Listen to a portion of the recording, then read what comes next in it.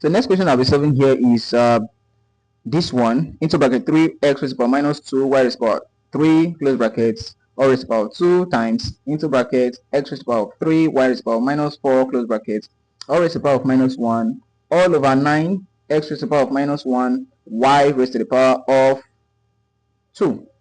If I've watched the video to this very second, it shows that something brought you here.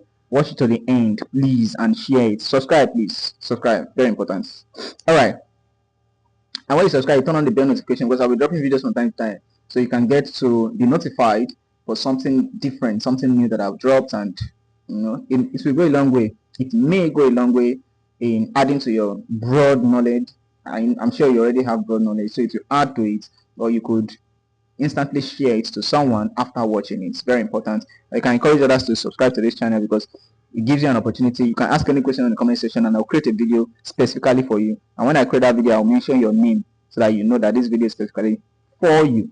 Alright, so how are we going to be solving this question? Based off what I have been saying prior to now, I will have 3 raised to the power of 2. The 2 here will affect it, right? Then I'll have x raised to the power of minus 2 into bracket 2. The minus 2 is this. The 2 outside of the bracket will apply to everything. Then you can say times. Let me use dot for times. Then y raised to the power of 3 into bracket 2 times. The same thing goes here. X raised to the power of 3 into bracket minus 1, times y raised to the power of minus 4 into bracket minus 1 all over 9 x raised to the power of minus 1 y raised to the power of 2. I hope I'm not too fast, but this is how it is done. You can watch the video again and again if you are confused. 3 raised to the power of 2 is 9, right? Multiplied by x raised to the power of minus 2 into bracket 2. Minus 2 times 2, that's minus 4, right? Times x raised to the power of minus 4 times y raised to the power of 3 times 2 is 6. Then everything multiplied by x raised to the power of 3 times minus 1 is minus 3 times y raised to the power of minus 4 times minus 1 is actually 4. Everything over 9x raised to the power of minus 1 y raised to the power of 2. So at this point you can spread 9, which is the first coefficient here, right, multiply by the only coefficient here is 1, is invisible, then you have 9 downwards. If you pick the x's, you have x raised to the power of minus 4, right, then plus, because it's multiplication on the numerator side, minus 3, right, all over x raised to the power of minus 1. Then we have taking for the y's, okay, y raised to the power of 6, right, plus 4, right, then all over y raised to the power of 2. Okay, so for this 9 will cancel 9, you are left with 1, so we can go this way. X raised to the power of minus 4 plus minus 3 is minus 4 minus 3, which is minus 7.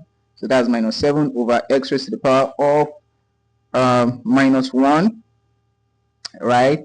Then for the y's, y raised to the power of 6 plus 4 is 10 over y raised to the power of 2. So if we open this up with the second law of indices that says x raised to the power a divided by x raised to the power b, will give us x raised to the power a minus b, sorry. So this is a law, alright? This is a law. So if you apply this law, what it will give you is x raised to the power of minus 7 minus, I think it's minus 1 already, into brackets minus 1. I hope that is correct. Then multiply by y raised to the power of 10 minus 2.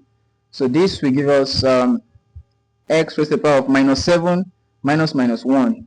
Minus 7 minus minus 1 is minus 7 plus 1, and that's minus 6, right? So that will give us x raised to the power of minus 6 times y raised to the power of 10 minus 6 will give you 8, right? But then you cannot leave your answer like this.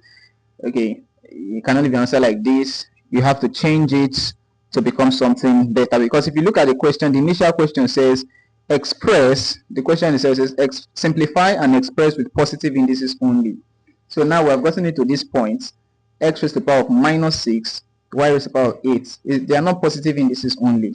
We still have a negative. So if you apply the other law of indices that says x raised to the power of minus a can give you or will give you 1 over x raised to the power of a. So this is a law as well. So if you apply this law to what we have there, you will now have this becoming 1 over, right, becomes 1 over x raised to the power of 6, right, times y raised to the power of 8 over 1. So when you have that, it will then become y raised to the power of 8 times 1 become y raised to the power of 8 all over x raised to the power of 6 times 1 become x raised to the power of 6, and this will be your final answer. Any questions? Send it on the comment section. Any correction, addition, you think there's something I've said or done that is not exactly correct, say it on the comment section and I will revisit my solution.